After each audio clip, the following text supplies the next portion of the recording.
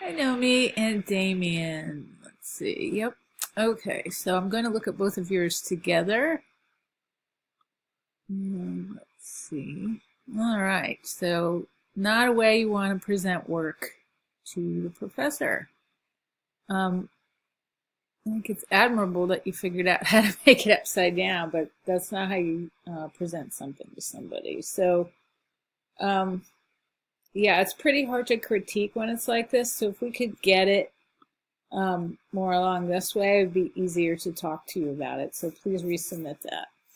Okay, Damien. All right. I'm wondering why this photo is at a lower opacity.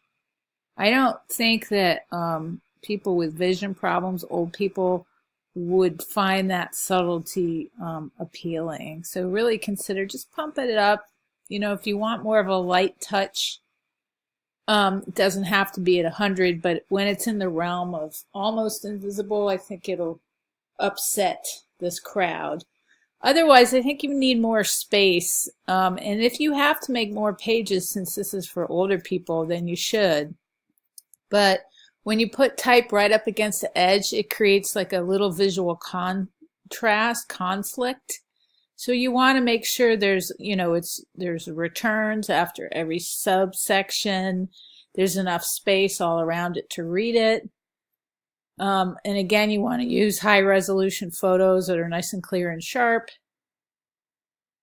And then as far as graphic design, you don't want any hyphens or widows. And widow is one word on a line, and you know what a hyphen is. So that is the challenge of the design. I like the way you've made blue subheads.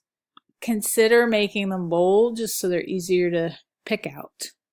So it's a good setup. I like the nice big welcome right there. I think you're keeping your viewer in mind, but just work on the typography a little bit. Think about legibility, readability. I'm not sure that these icons really do much for you in print. You might be better off just putting a website on there and a phone number, right? That's the old-timey way. Let me know if you have any questions.